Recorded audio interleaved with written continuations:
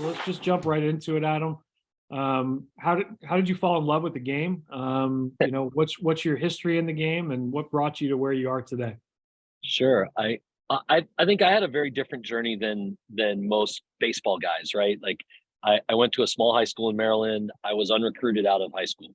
Um, I didn't really understand that at the time. Now I kind of do, but I gave up the game. I didn't play in college. I went to school academically and did some other things, got into music, all that, and I came back to it after in my young 20s when I was out here.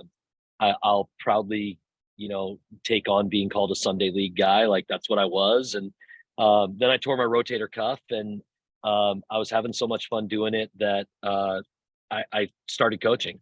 I got hooked in at the very lowest levels of coaching and in little league and all that. And somewhere along the way, I think I just kind of found a calling. So, that goes back into the 90s, not to put too much of a date on myself, but somewhere along the lines, ran some baseball camps, got involved with USA Baseball. I did 11 years of running the NTIS in the West for USA Baseball. I got to be a part of 5 national team task forces, coached high school for a decade, coached junior college, even coached, had a cup of coffee coaching at Division I level.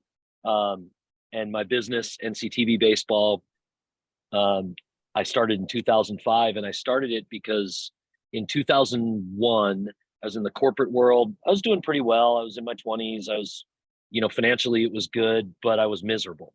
And something happened. I was working for the city of San Francisco. My director got himself fired, which of course got me fired because I was his guy. And it was a great reset for me because it gave me a chance to evaluate, like, is this what I want to be doing? Mhm. And I started doing some baseball camp stuff, went broke. So I started a company in 2005, so I could eat, running baseball tournaments and events. And through that, through NCTB, I've gotten to do so many cool things and meet so many great kids, and wouldn't be in the position I was in to do this club team thing if not for that. So I've kind of taken a twisty path to get here, but it's been fun and awesome along the way.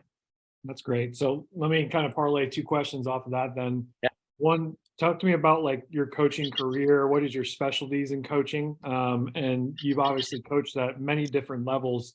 What's your favorite? What's your favorite level you've coached at? And then the follow-up question to that is, obviously NCTB has been a big part of how you got to where you are today. Yep. So, just letting us know a little bit more about NCTB and the history of it. So, Okay.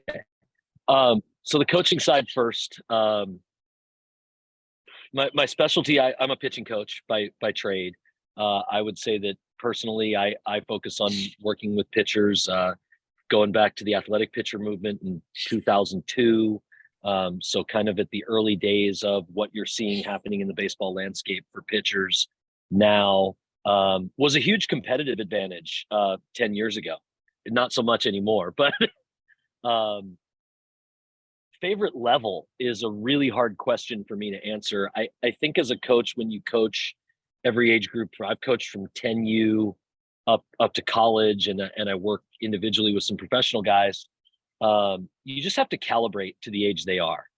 I don't know that I have a favorite. I have favorite teams, but that's more due to the personalities of the players and events that happen than I think the age group.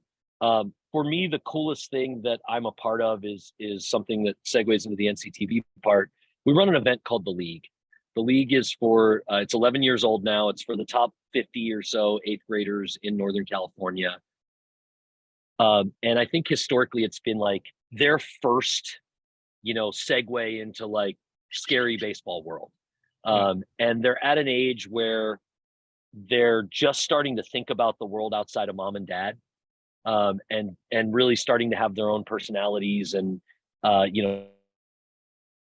separate from who they are at home and how they were as little kids. So I think I probably enjoy that consistently more than any other age group, which I realize how weird a thing it is to say that I enjoy coaching 8th graders. But I do. I think it can be really fun. I also think they can be terrible in moments. But overall, I think that's been the coolest thing I've gotten to be a part of. Well, I've got a seventh grader right now, and I know I can tell you that they can be terrible at moments, but Yep. they're also a lot of fun. And I think for me, Adam, I would agree with you. I think the funnest group is kind of that seventh, eighth, and ninth grade group, because they're still moldable, right? They haven't gotten set in their ways of how they do things, and it's a They're time not cynical yet, right? yeah, there's a time exactly.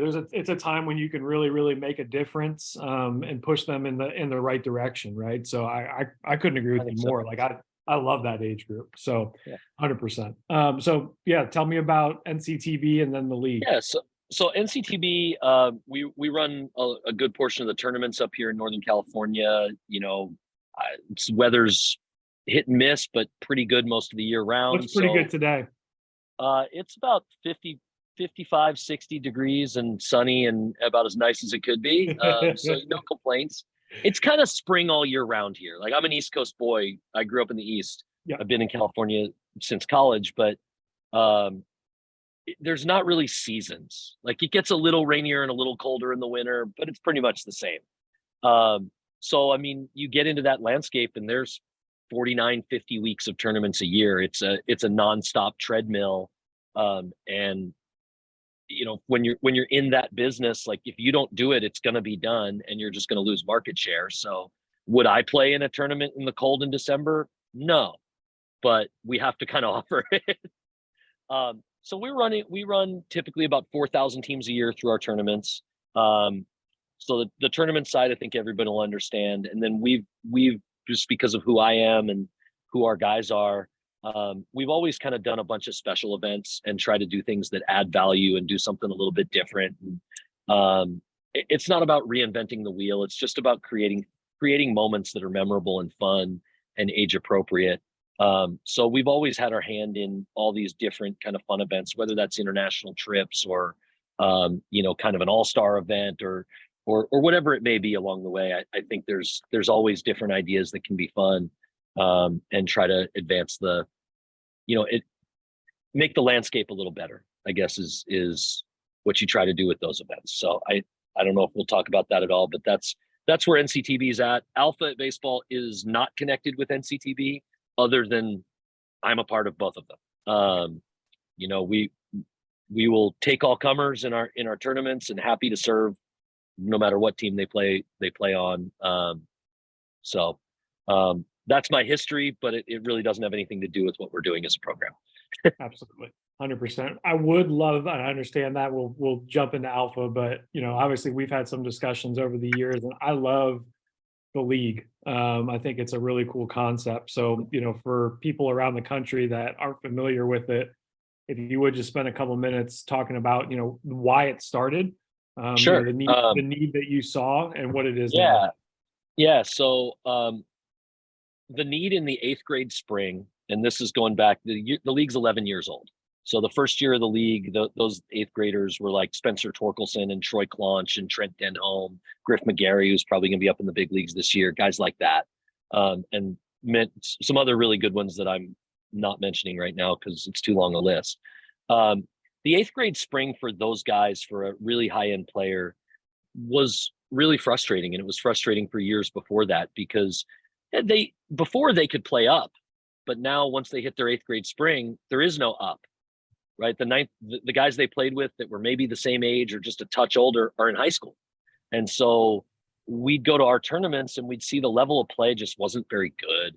And for the top players, like, there was some motivational challenges for them, because I think they were probably a little bit bored.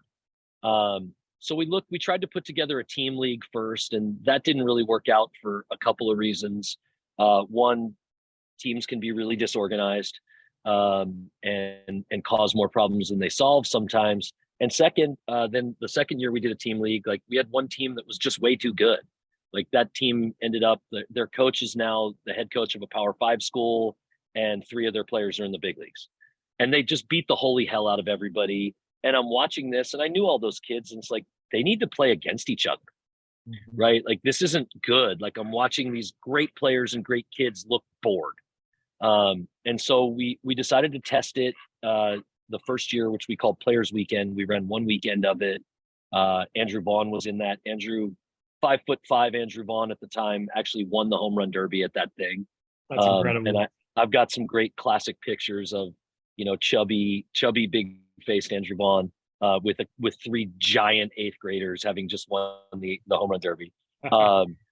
So we tested it out. We ran it the first weekend and was like, well, this is going to work. Like this would be awesome.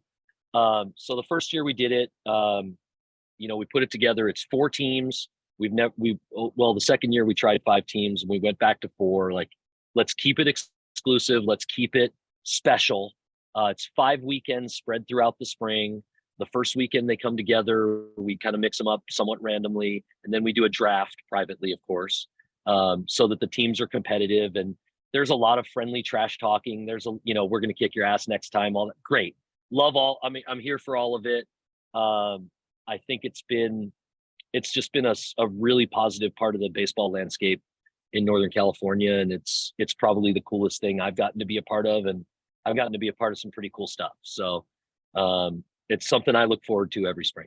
Yeah, it's an awesome concept. And obviously, I think in this travel ball world, a lot of people do talk about the dilution that's out there. I'm kind of on the fence, right? I'm one of these guys that believes that no matter your talent level, you deserve really good coaching and opportunity, right? And agree with that. But there's no doubt that there are kids that are top 5% kids, and them competing and preparing themselves to play at the very highest level is something that travel ball is here for, and something that that travel ball needs to supply. So I think it's a really, really cool concept. Prepares them for high school.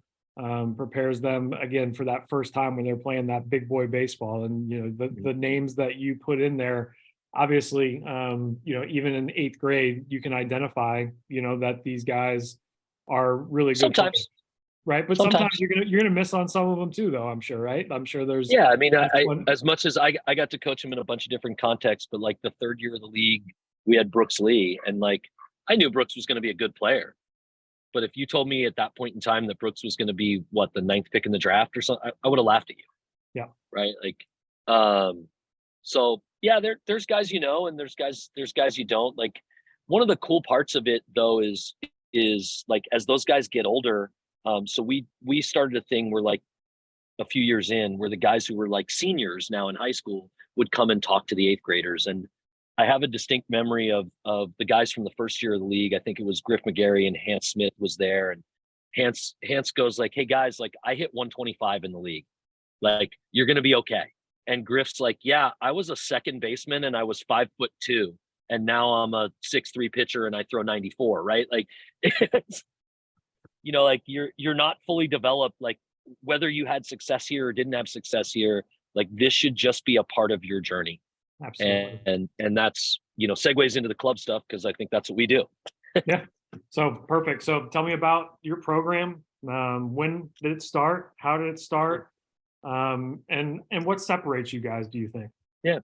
So we conceived of it in a 72-hour period in the summer of 2019. And, from we're not going to do this to invitations were out, literally happened within 3 days. In the summer of 2019. And it really started with just some stuff that's not important that was going on in our region, with some top clubs and parents and people looking for something a little bit different or better in their mind, and coming to me for help, and us saying like, "Yeah, I'm sorry, man, that's terrible. What do you want me to do about it? I don't run a club. I don't want to run a club." But when I consider doing anything, any new project, I always try to start with the question, if none of what existed, what should exist? Mhm. And so when we kind of looked at it, we're like, well, it should have a couple things to it. Like, it should have reasonable roster sizes. Schedule should be out in a timely manner. Like, but it really, the core of the top end club teams is really simple. Dudes want to play with dudes, and they should be able to do that on a real team. They should be able to go play the best competition in the country, and they should be able to do that without some of the drama and nonsense that sometimes is attached to all this. And we're not immune to all that. So I think the origin story is just that we realized we had the ability to do that and to kind of bring the player group that we knew together to do that, and we thought it was right to do, and so we went for it. So that's how we started. I think there was another question in there, but I don't remember what it was. So no problem. Yeah, the other question was, what do you think separates you guys? okay. I don't know if all of these are separators, because I think everybody, a lot of programs do parts of it, but like, we're about competing. We're about team. We're about being a positive step in a player's journey, and we're about fun. And I think if you do those things in an environment founded on love for your players, then I think you really have something. They all matter a lot, right? Like, we can practice, we can work on the game, we can help and influence your personal development process, and we can do that while still being a real team. And I'll talk a little bit about that. But like, wins should feel good, losses should hurt. I think it's good to care about winning. And at the same time, like, this whole like winning versus development narrative, I've never bought into that. I think you win by getting better. And our philosophy on all of this, and how, those values kind of play out, like, let's use like roster construction as an example. Obviously, like, we have good players. There's lots of clubs that have good players. And there's a lot of good players out there. We've made a choice not to really do like guest players in a regular way, because we think players should be able to play with and against the best without having to sacrifice all the values that sports normally has to offer them, right? Like, earning a spot. It's really valuable for a good player to earn a spot. It's good for them. It's good for their team. And to do that, you need some stability on your roster, right? Like, a guy can't earn a spot and then, oh, we found a dude from this corner, we turned him from under a rock. Let's bring him in, and now screw your spot. Like, it's his spot now. I think that there has to be a time and place to earn it, but at some point there needs to be a foundation and some stability. And you need to know, like, no, I beat these other guys out. Like, I should be the shortstop. So, and I'm not pointing fingers at anybody. I know some programs operate that way. I think that's necessary, though, to build a community around the players and build a positive community that can help them grow. Developmentally, I think we're probably like most, we're different things for different kids. Like, some guys come to us with a great structure already in place and a great setup for growth already in place. They have their hitting coach that they love. They have a strength and conditioning guy, and they're getting stronger and feel like they're on the right track. Things are going well. They made our team. They're playing really well. Like, we're not going to try to change those guys or take that structure away from them. And then maybe for that kid, like, it's more about mental game skills. It's more about game strategy. It's more about teaching them how to compete than it is influencing their biomechanics and strength and conditioning program. For other kids that come to our program, like, they don't have that support structure yet. And so we can help create that for them. So I think we have to be adaptable to the needs of each individual in terms of what we offer and provide them.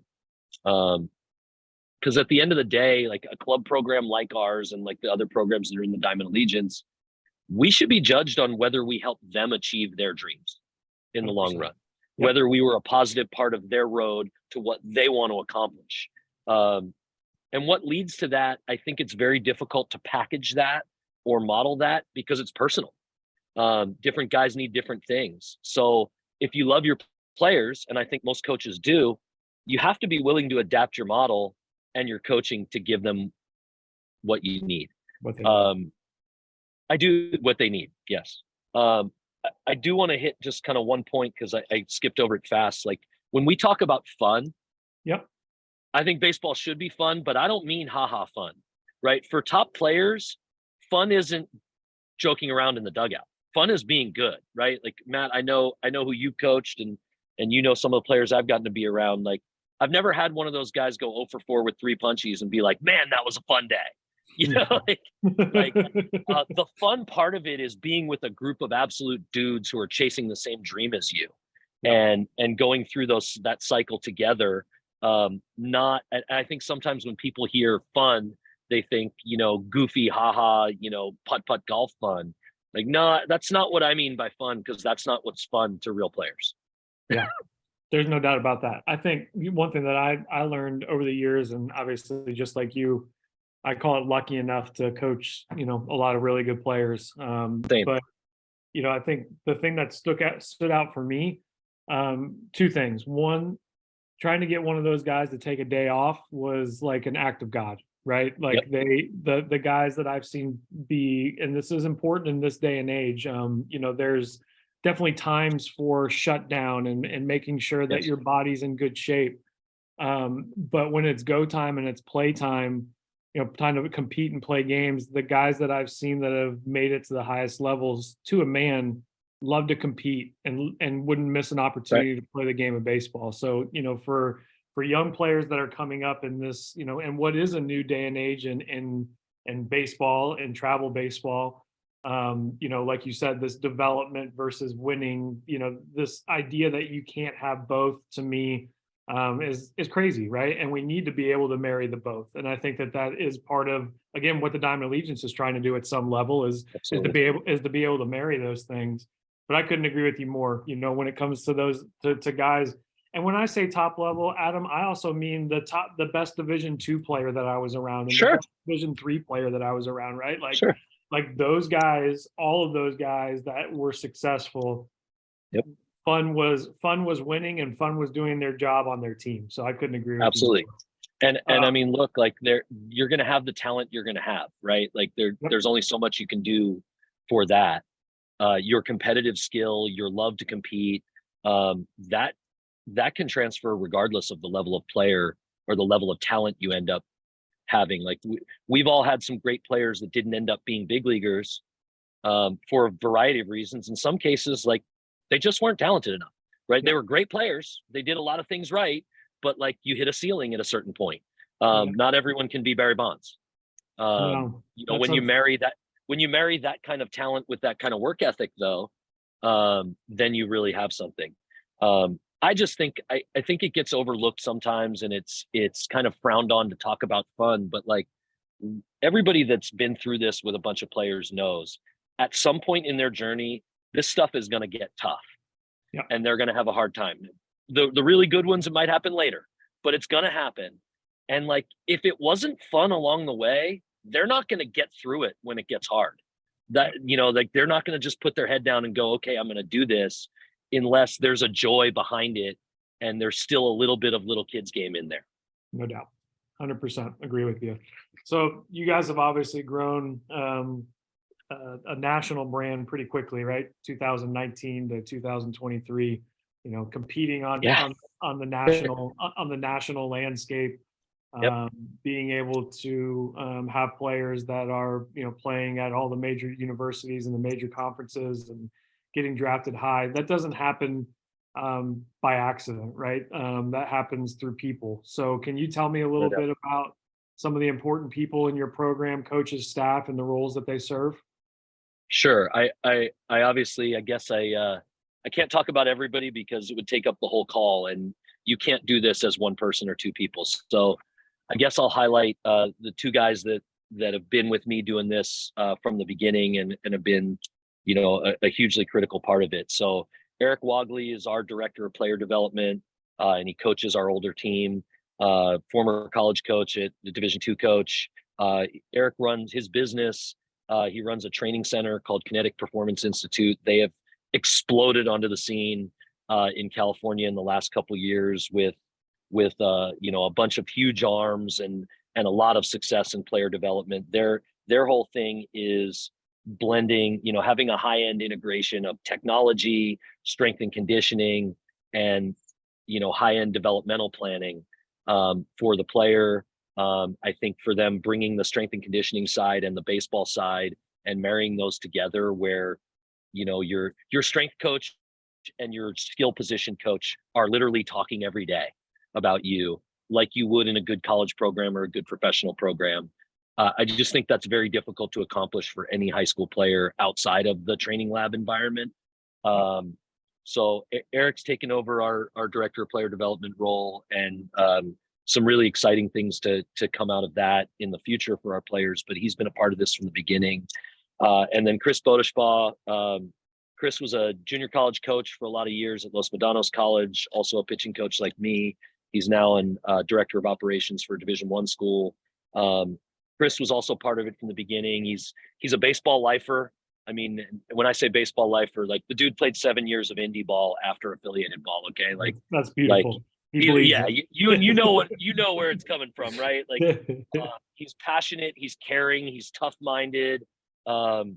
He coached our 2023 group all the way through from the start of their freshman year until they just finished this last fall in Jupiter.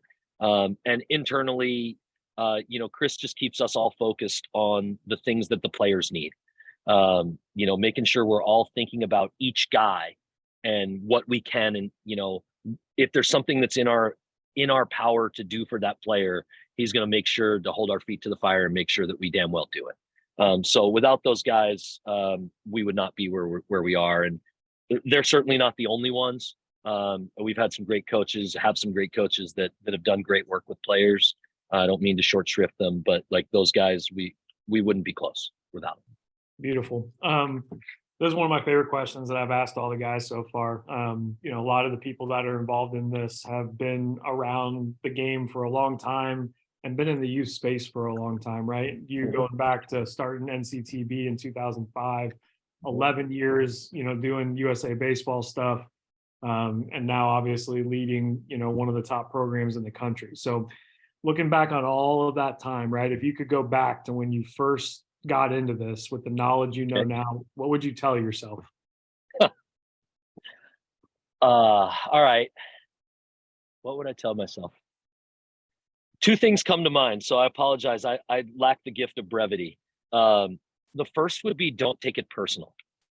I mean, I still do, but I know better, right? Like, there's a lot out there in the world, and if a family has a top player or a kid is a top player, like, they have a lot of choices, not just teams, but events and so many things pushing and pulling on them and each of those things could be fun and compelling in their own right and could be a part of their journey. So I do know that one person or one organization probably shouldn't be the only voice in a player's life when there's so many things they can do, but it can be hard not to take it all personal, whether it's, a player's decision to play somewhere else, or to skip an event for something like that, or it's just stuff that happens between coaches because we're all competitive MFs, right? And we can get fired up, and that's part of what makes baseball beautiful. But I definitely would tell myself not to take as much of it personally. And I think the second thing that comes to my mind is nobody cares except you or your team, right? Like the Yankees aren't going to offer you the managing job. That's a good one. Like when we win the WWBA, like I don't get a call to be the manager of the Yankees or the Orioles or whoever. Like, trying to win is very, very important. Don't get me wrong, but when you break through and win one of those big tourneys, and I know you've won a few more than we've won so far, but I think it's important to remember it's just a nice memory for you and your guys. It won't change your life or theirs, and so I think I try to remind myself of that pretty regularly so I can stay focused on what actually matters. Adam, and not get caught up in the moment. Adam, I think that would be one of the number one things that I would pass on. And you're the second person today that I've talked to that said the first one, don't take it personal, right? And I think from the Diamond Legion standpoint, right, us trying to bring each other together and to be able to talk more and to be able to to be able to do things together and do them better together. Part of it is that we can get over this hump of the personal side of things, right? But the second one, nobody cares, is awesome. And I wouldn't say nobody cares. I think that you care a lot in the moment, and you should care about everything that you're doing in the moment. But I mean, like the outside world doesn't in the care. grand scheme of things, yeah. My wife would always tell me, like, hey, nobody knows, what travel baseball is, right? But here's the thing that I want to clarify. If you as a parent or a player don't have somebody that's running your organization that's as passionate and cares that much about what's going on in that day and that week and that time, 100%. then you shouldn't, then you're probably in the wrong spot. So it's By no means should nobody cares mean that like we don't care. correct. It just like, just understand that it's just not important to the outside world, Correct. right? Like this is about their journey and you're getting to share in it. And that is when you get a little bit older, as I have now, like you can look back and go, well, that's the part that really matters, right? Yeah. Like the wins and losses fade. I mean, I've got a couple losses as a player and as a coach that still hurt, but Yeah. like most of them I don't even remember, Yeah. right? And the players definitely don't remember. Yeah. No doubt. But they remember the experience they had. Yep. And they remember what their relationship with the guys was, and they remember how you treated them. 100%. And that becomes a huge part of, what they did with it going forward. Yeah. And I think the guys, to a man across this industry that have had staying power and have been around for a long time, put those relationships first. And not that they don't want to win, but relationships to a man are very important. Yep. So that great anecdote, really, really enjoyed that answer. So where do you see your program 5 years from now? Where do we see it 5 years from now? Different, probably, just because the landscape shifts constantly. All of our focus for the last 6 months, we've had this kind of rocket ship journey where we didn't start with ambitions of being, having teams in the top 10 of the country in every age group. And, being like, we show up at a tournament and all of a sudden we're getting everyone's best arm. And like, don't get me wrong, like that's awesome. And I'm glad of that because we did this to give guys in our area a chance to face top competition. But as a program, like we're a few guys running around like chickens with our heads cut off the last couple of years. And that's not an infrastructure that is going to survive over the long run. So we've done so many things internally to try to add the infrastructure that we need to be able to sustain the level that we want to provide. So I know we're going to remain relatively small. Like we have 2 teams in every age group. I don't think you're going to see us with 100 teams out there, not hating on the guys that do it. It's just for us, we want to be on the dirt with the players. And it's really hard to do that with large numbers of teams. So I don't have an answer for exactly what our teams will look like 5 years from now or what our program will look like 5 years from now. But I'm hopeful that we can adapt, that we put in that we'll have the structure to be able to adapt and succeed as the landscape continues to shift. Perfect. So I know we've kind of already danced around the answer to this question, but what would you define as your why? Like, why do you do this? What gets you excited about being part of the travel ball ecosystem? Well, first of all, the travel ball ecosystem is a really scary phrase. But it exists. Look, everybody's got their own personal motivations, and competitiveness is part of it and all that. But like as a program, you have to be here to be a part of the journey for the players. It has to be player centric. It has to be player focused. I don't think it ultimately works if you're not. If teenage players exist to serve you, I have a lot of questions. So I mean, we play the national circuit, the travel ball ecosystem, as it were. We play it because that's where the competition is. And that's the scary part for the players, and that's the fun part for the players. High school boys need to be challenged in order to grow. Like that's well-worn turf. They crave a sense of adventure, and they thrive in a place where they feel that sense of adventure. So for me, the coolest parts of the big tournaments are that like each one's like its own mini season, right? Like you got the highs and the lows, the joy and the pain of a whole season in 4 days. And it provides in a very short and intense burst all the moments that you'd feel in a long season and all the chances that players have to grow. So why we're in it, you're in it to be a small part of this guy's journey. And there's one story that kind of pops in my head. I don't want to make the kid identifiable, but it's a kid we had fairly recently, and he may not know it yet, but like he's going to play in the big leagues and he's going to play for a long time. And like we'd go to the tournaments, and in the beginning of the summer, it's like, he's looking around like, wait, like, am I the best guy at my position here? Like that can't be right. Like there's all these guys and they're really, really good. Like, but like I'm watching them and like I kind of think I'm better than them.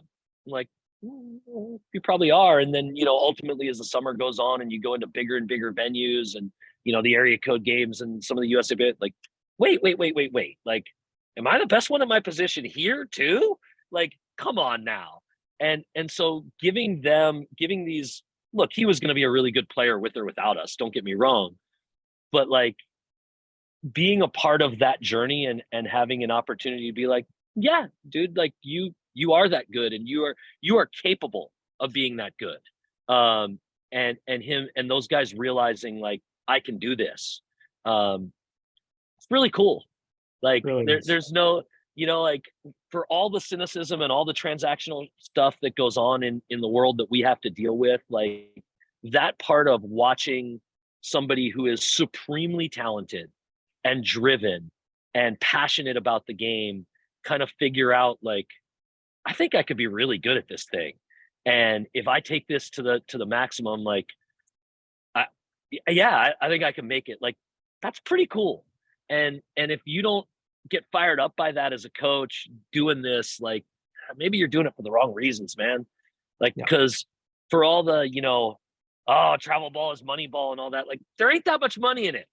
Like, I wish people understood that. Like, yeah, there's a few people doing really well. Most guys are doing it because it's a passion. No doubt. 100%. And honestly, even some of the ones that are doing really well are doing it because it's a passion. Like there's a lot easier ways to make a buck than this gig. Yeah, if any investor came in and said, I want to invest in a company, and you told them what the profit margins of a travel baseball organization were, they'd laugh run. at that investment. They'd run. So, they'd run. So I mean, I think for me, my why is just those moments are so precious and so memorable and so enjoyable, and you don't know when they're going to happen. And that becomes an adventure for me personally, right? Is how can we create an environment where those types of moments can happen more often? Can we create an environment where really cool stuff can happen, for these players, and you get to be alongside them, sharing a dugout with them. Like that's should be all of our legacies when we're done with this thing. Love it. Got two more to throw at you. This one is also a two-parter. What's one thing that you think is awesome about the travel baseball world that you love? And then if you could pick one thing that you could fix or change, what would it be? And I know that's a hard one. There's a lot out there, but all right. I want to make sure we highlight the good. And it's not necessarily even the bad, Adam. It's just like what. No, I get it. If you were in charge, what is one thing that you would change? So okay. I think the good is there is nothing else where you can bring that level of player and passion and people together in one place, like travel baseball has. Like you can be a really good player anywhere. You can have never played a club ball game and make it to the big leagues. There's no question about that. But there is something to the environment in those big tournaments when it's the top teams or the team that won their way up there, because it's free country. You enter the tournament, you got a shot, right? That atmosphere is a really cool atmosphere for growth. And I've just been a part of so many amazing moments in that you would hate to see it change and lose that. Yeah, and let me parlay off of that with you, Adam. I think one thing that I tell a lot of people is, you look at whatever level it might be, right? And I like to use, because a lot of us want to talk about the big leagues and the big leaguers we've coached. I was in this for almost 20 years, and I think something like 40 big leaguers or something like that, right? Awesome. But I think beyond that, for me, seeing these kids, one, have that aha moment, like you were talking about, right? Two, at every level, I feel like you see younger and younger impact. You look at the SEC or the Pac-12, and I know when I was playing, if you didn't play, and it was expected you didn't play until your junior year, right? Like you didn't, you had to pay Yep. your dues and you weren't ready. Yep. I feel like travel ball at the highest levels has given guys the ability to progress their game quicker. And if you look at the young players that are, whether it's in the major leagues, whether it's at the highest level of college baseball, these are guys that were able to be challenged earlier. Sure. When Well, could you go face, as a hitter, let's when just could you go face 95 miles an exactly. hour? Let's just be honest, Right. right? Like for all of the flaws that travel baseball has, and as it's grown, and we're all well aware of them, it's produced the best generation of baseball players ever. Mhm. Like, not saying it's perfect, but there's a lot of good stuff going on out there. There's a lot of really tough competition and really hard challenge that guys are getting, and then able to go back to their lab and their support group and go, I got to be able to hit that guy. Like I coached our 2024 team last year in the UBC West. We got beat back-to-back games, which was a pretty disappointing result for us, by two 92-mile-an-hour sophomore lefties. One of them is 6'7", and he's awesome, and the other one pitched his tail off, and also incredible game. And we lost 2 1-run games, I think, to those dudes. And like we had a pretty left-handed lineup, and those guys after 2 days are, questioning their lives, right? And it's like, Right. well, when's the last time you faced a 6'7" lefty throwing 92? And he's like, oh, I never have before. I'm like, well, there you go. So like, can we talk about how to have better at bats against that guy? Because it ain't going to be easy. Yeah. But how to have a better at bat against that guy instead of just be frustrated with, he dominated me, coach. Like, We're just getting beat. Yeah, 100%. yeah, and like 100%. that process of getting beat and then going back to like, what do I need to do better, is so valuable for those guys. And I don't know where you can substitute that other than maybe a couple high school leagues in the country that have epic talent. So yeah, I would never want to see that go away. Love it. And then if you could change one thing, I know Ooh, you okay. never, but if you could change one thing, what would it be? I think too much of a good thing is a real issue. We're doing what we do in every walk of life in America, right? Like we love it to death. We see this good thing, we go, if we did more of that, that would be better. And it's like, well, no, like you have one slice of a wedding cake, it's delicious. You eat an entire wedding cake, you got some problems, right? And I think that players are clearly becoming famous at younger and younger ages. It kind of spoils what's to come, right? Like they can't become college players or pro players in high school, no matter how early you make them famous. And we can, like, that whole thing that's going on, and you talked about it, like guys are getting offers as 8th graders more and more. We're living it too. I do think that there's a point where that is ruining it down the road and making it more transactional, because they've been there and done that already. Mhm. And when they're in 6th grade, 7th grade, 8th grade, parents are stuffing in events. Like, well, this event was awesome. My kid loved it. We got to do this one and this one and this one. And now they don't want to do it anymore.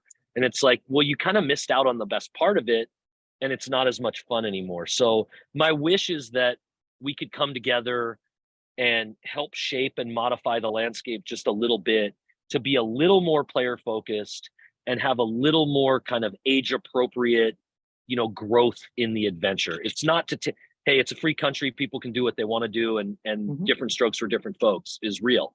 But man, it how early it's happening troubles me. And I think that there's things that if I could change it, it would be just to slow it down just a tick.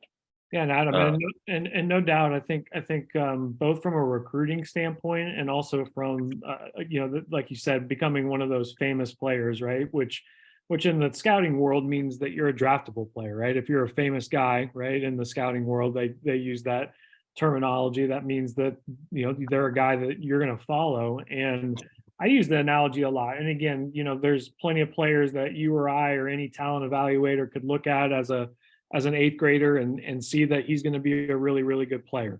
So I'm not sure. taking away from that. But I think one thing that has happened is, some of the most successful guys that I coached, including, there's a kid will remain nameless, who I cut 2 years in a row because he was 5'5" and 125 pounds, and Yep. he ended up being a first rounder and is in the big leagues today, right? And so the I idea that we're pushing kids away from the game because they aren't successful at a super young age does worry Yeah, me. And sure. I think it's something that we can all hopefully figure out ways Well, to. and I think there's some downsides for the guys who become that famous, that young too. But absolutely, like whenever you're going to track people, and that's just part of how America does things. I get it. Um, you're gonna leave some people by the wayside, and that may not be great for the sport. I go back, and at the time he was a parent on our team. His kid's now in his 20s and in pro ball and doing well. But this was the very first NTIS in Cary, North Carolina. We're sitting in the bar of the hotel, and the parent is on his own rights a terrific baseball coach. And we were talking about guys getting cut by USA Baseball and would it be bad for them? And like, it seems so quaint now. Like, those guys were 15.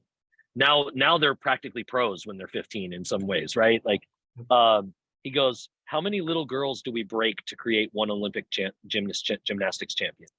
He goes, yeah, you're going to get cut. Like, stuff's going to happen. Like, if you're not tough enough to get through it, you ain't going to make it anyway. And I don't know why that stuck with me for 15 years, but it really is true. Like, every guy is going to get left out of something. Yep. Not everyone is going to be a fully realized product when they're 15 or 14. Some of those guys will stay great, and some of those guys will not, for a million different reasons. Some of the guys that were little and then grew and became, like, there's all kinds of paths, and you have no idea what path your kid is going to take, and I have no idea as a coach what path any kid is going to take. I have an idea of where his talent might lead him. Yep. But beyond that, there's so many factors that come into play: life choices they're going to make, their physical development, injury, other sports. It's very, very difficult. Like, predicting anything is difficult. Predicting what an 8th grader is going to be 5 years from now is damn near impossible. There's no doubt about that. So it was almost about 3 years ago now that I remember, talking to Brooke Richards with Team Elite. Yep. And I was talking to him about, this idea of the Diamond Allegiance and what it might be. And he said, hey, you need to go meet with this Adam Farb guy. And, I'd never met you before, and Right. was able to fly in and spend a dinner with you. I think we spent Yep. maybe 3 hours together. Sounds about right. And I remember getting in the plane the next day and saying to myself, that's somebody I want to have involved in what we're doing. So it's been Awesome.